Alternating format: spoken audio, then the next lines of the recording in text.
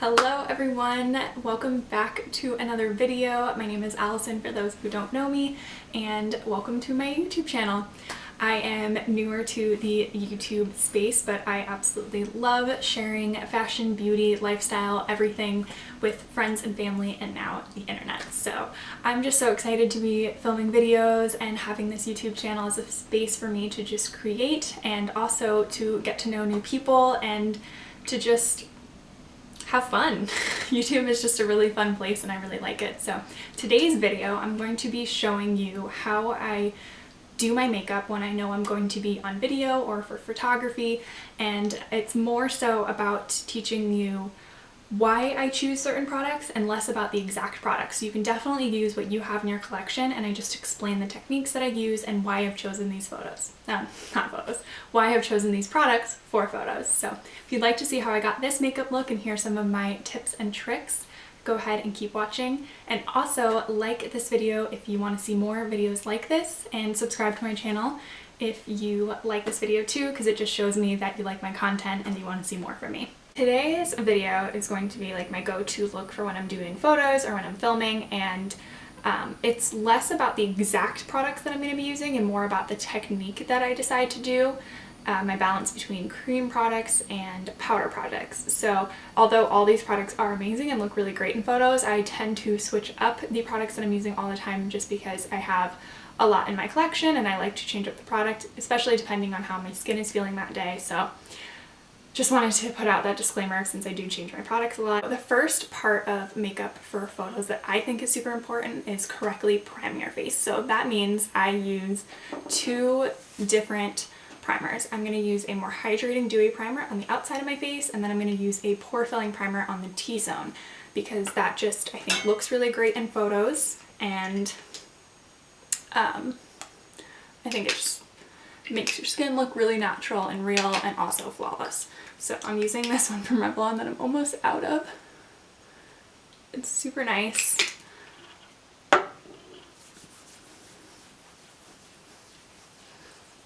And the hydrating one I tend to bring in towards the center of my face. I focus it on the outsides and I bring it in towards the center, but then I do put a pore filling one on top. But my whole face needs to be hydrated, and it's also really important to make sure you do your proper skincare routine before doing your makeup, especially for days where you're going to be in photos, because I realize like my skin definitely, my makeup lasts so much nicer throughout the day when I properly hydrated my skin ahead of time, even though I tend to have more normal to oily skin. So I'm just going to take this pore filling primer down the center of my face. So my camera decided to cut out that whole clip of me putting on my foundation, so I am so sorry. I'm just going to finish blending it out before it dries on my forehead, and then I'll explain what I said before when my camera decided not to film. Okay, so what I was saying, when it comes to choosing a foundation for photos and videos, I always think that it's best to go with a medium coverage foundation that can just even out your skin tone, give you a little bit of coverage so your skin looks flawless, but nothing too heavy or too overwhelming. And it's also really important to work in really light layers and just build up if you absolutely need to. But I try to just do one even layer across the skin, one really light layer, and then I just will go in and spot conceal with a concealer the spots that are still peeking through the foundation. So I have a light layer of that all over my face, and now I'm just going to go in with this cream concealer from the Body Shop, and I'm going to use this on my finger to spot conceal anywhere on my skin besides my T-zone, because I put concealer through my T-zone, anywhere on my skin where I have imperfections peeking through that I just really don't want there. So for concealer for photos, I go with, well, pretty much every day, not even just for photos. I always go with a full coverage concealer. I have always had dark circles under my eyes. It's something that I've always been insecure about, so full coverage concealer is like my favorite thing. And then you want to go with one that's probably about 2 shades lighter than your skin tone. No more than that. 2 is like the absolute max. And because you want to be able to highlight your T-zone as well as conceal under your eyes. So the one I'm using today is by Flower Beauty because it has really good coverage. I might have to build it up a little bit underneath my eyes, but it's really a lightweight formula and I just think it looks really nice. So on a day-to-day basis, I don't go with a concealer that's this light. I go with one that looks more just like my skin tone, but for photos, I definitely use something a little bit lighter, and I always blend my concealer out with a damp beauty sponge. I just think it looks the best when it comes to full coverage concealers.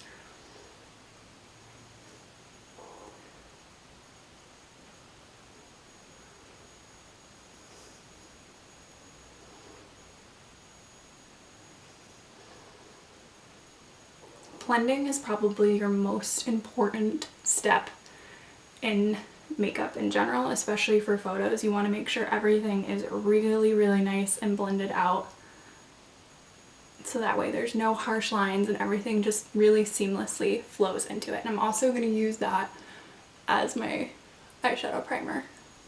My concealer is blended in now, and I actually am going to take my sponge and my Coty Airspun powder and pick some up on my sponge, and I'm going to bake directly underneath my eyes. I'm not going to go any further out than that because I am going to go in with a cream bronzer, but I just kind of, for photos, it helps my concealer not crease and just look a little bit better in photos when I do bake.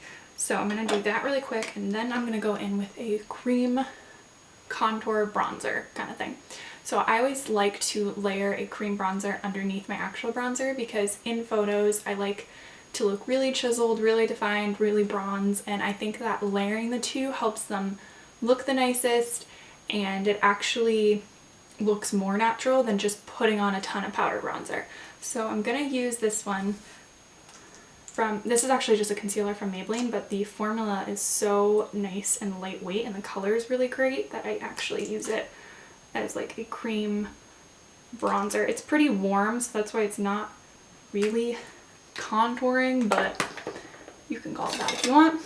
And I'm going to use this e.l.f. Flawless Face Brush, and I just pick a little bit up onto the brush, and then I just start tapping it into the skin. With cream products, you pretty much always want to tap first so you don't smudge around all of your foundation, and you can end up blending a little bit, but if you work in light enough layers like I'm doing, you can pretty much just tap it right into place.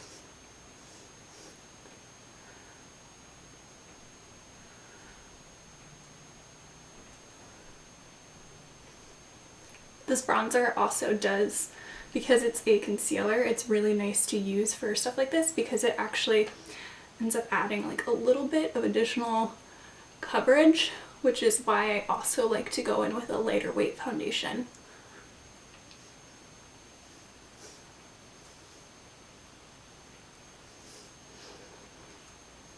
I don't put any cream bronzer on my nose for looks like this because I like to just use powder for that area. So I'm going to skip my nose and I'm going to go down my jawline. So now that that's done, I'm going to set the rest of my face. I'm going to use this loose powder and my sponge to really press the powder into my T-zone.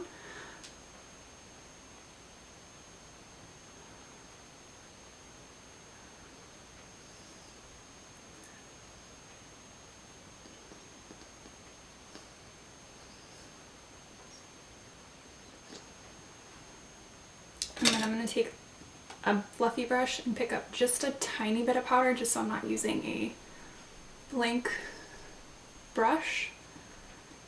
And I'm going to just tap over the rest of my face. So that way when we put a powder bronzer on, it goes over really smoothly. I switch over to doing my eye makeup just because I like to really give my face makeup a chance to naturally set into my skin before I go in with more powders. So for my eyes today, I'm going to be using the Anastasia Beverly Hills Soft Glam palette just because it has a lot of nice warm neutrals in here, which is what I like to do on my own eyes. Typically for photos, I don't like to go, I'm going to use tempera all over my lid, but I don't like to go too heavy on the eye makeup. I just want my eyes to look really awake. I like my lashes to look really voluminous and full, and my eyes just to look really bright and awake. So I don't do too much. I'll do like a couple colors in my crease, and then I'll take a little eyeliner and just line my lash line, and then that's about it. So I'm gonna start with the shade Orange Soda, but I'm gonna mix a little bit of burnt orange in with it. And for my eye shape, I like to put my transition color in this space here between my crease and my brow bone, because I think it just opens up my eye a little bit. So transition shade there. These are really pigmented and really blendable, so you don't need to do a lot.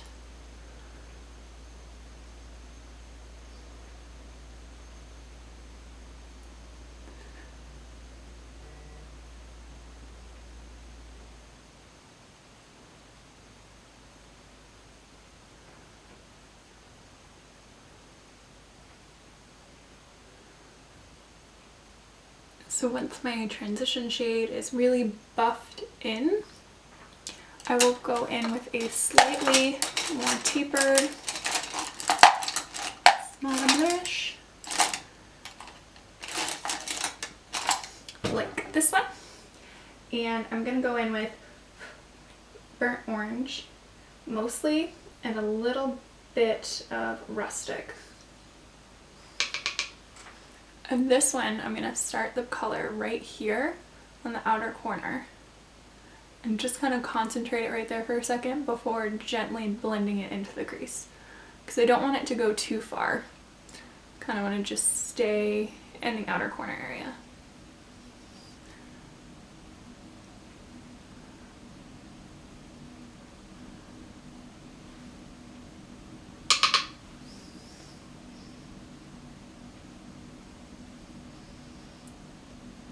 I do like to keep my eyes open as much as I possibly can when I'm blending out my eyeshadow, just so that way I know what it's going to look like when my eyes are open in photos.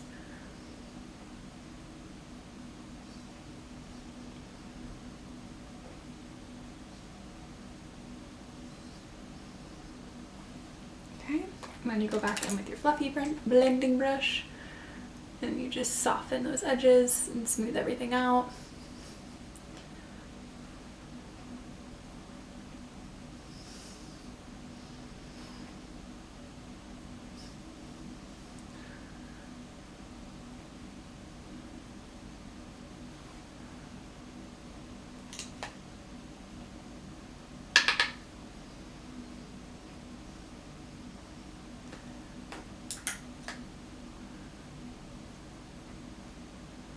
So then after all that blending, I'm just going to take this smaller brush and take a little bit of burnt orange, and I'm just going to drag that on my lower lash line just to define my eye a little bit more.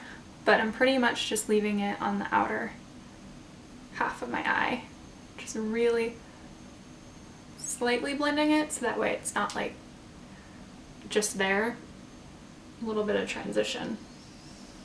And then to further define my eyes, I'm just going to take this bronze eyeliner. This is from Wet n Wild, and I'm just going to run it along my lash line. I love using bronze because it slightly defines my eye, but it's not heavy.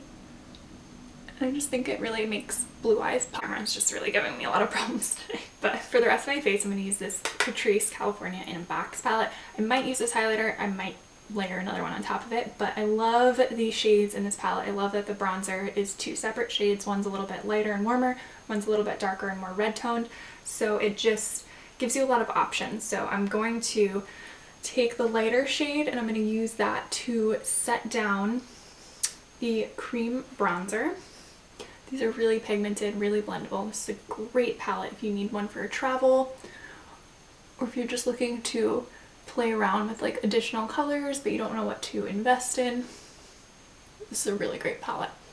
And then I'm going to take the darker tone on the bottom corner of this angled brush, and I'm going to use that to define my cheekbones just a little bit more. This is a Eco Tools angled powder brush, and it's great for this makeup look.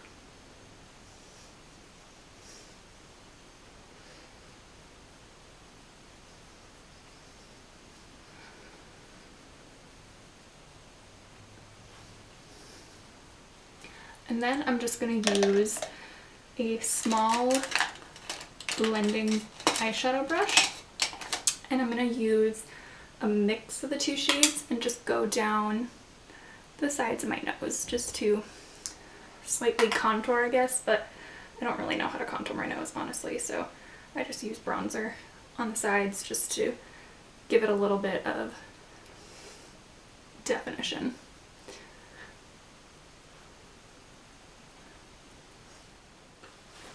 And then I am going to use these same blush shades. So I'm going to go in with this darker rosy matte blush first.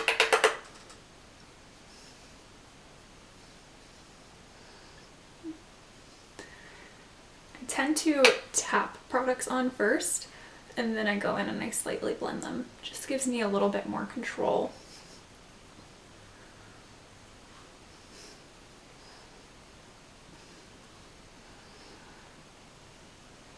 You always want to go a little bit heavier than you think you should with blush because it fades the fastest, and it really is what brings like a lot of life into your skin, so it looks really nice to have blush on in photos. I'm going to pick up a tiny bit of this shimmery peach one and just pop it right on top as a little topper. Give a little bit more glow to the skin. I'm going to take some of this highlighter. Like I said, I might layer another one on top of it. If this one's not bright enough, but this is like for every day, this is an awesome highlighter.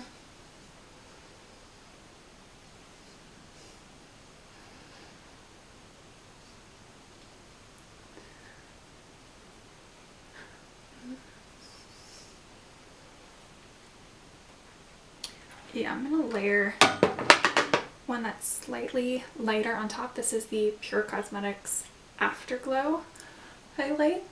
It's just a little bit brighter, so I'm going to hit the really, really high parts of my face with that. But for the center of my nose, I'm still going to go with this little more muted shade. And I'm also going to use that on the inner corners of my eyes.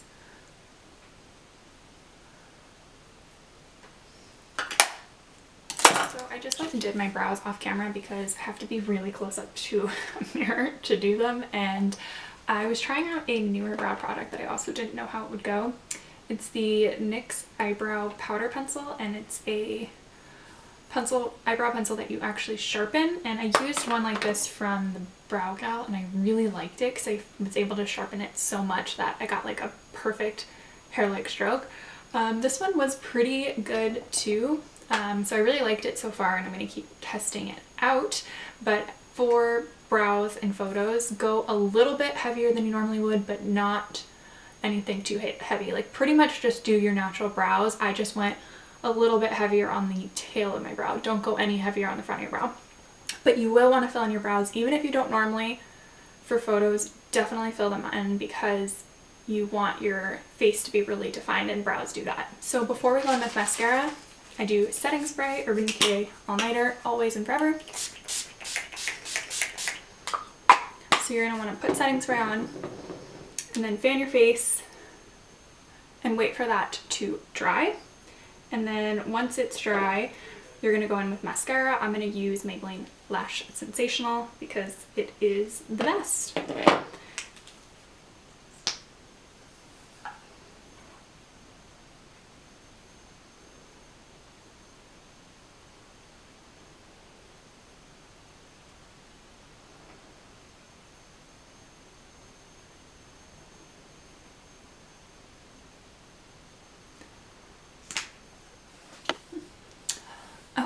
that mascara really is just the best. I can't find one that I like more than that. But typically for me, for like normal like Instagram photos or videos or anything like that, I don't use false lashes. You can if you want to. If it was an actual event or wedding, I might put some individuals on, but honestly I don't really do false lashes very often. It has to be a pretty big deal for me to put on false lashes because I love the way they look. I just don't really like the way they feel, and I don't know, not my favorite thing, but they look really pretty, and if you're good at false lashes then you can put them on for photos. But I'm just gonna finish off this look with lips. I'm going to use MAC's Soar lip liner. This and Charlotte Tilbury Pillow Talk are my two lip liners. I don't really use any others. They're my two. I love them. And then today I'm going to use the Buxom Dolly lip gloss. I think lip gloss looks really beautiful in photos and just makes your lips look a little bit more alive and plump.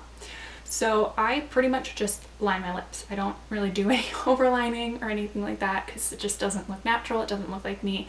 I think the lip gloss adds a little bit of plumpness, so I don't really feel like I need to overline.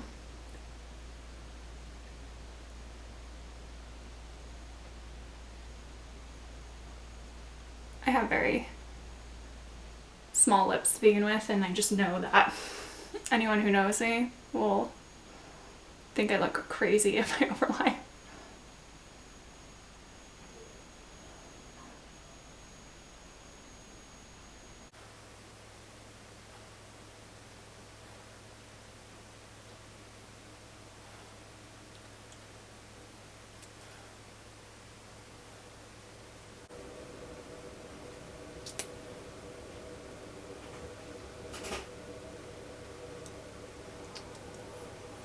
The finished makeup look and all my little techniques that I use when I'm doing makeup for photo or video.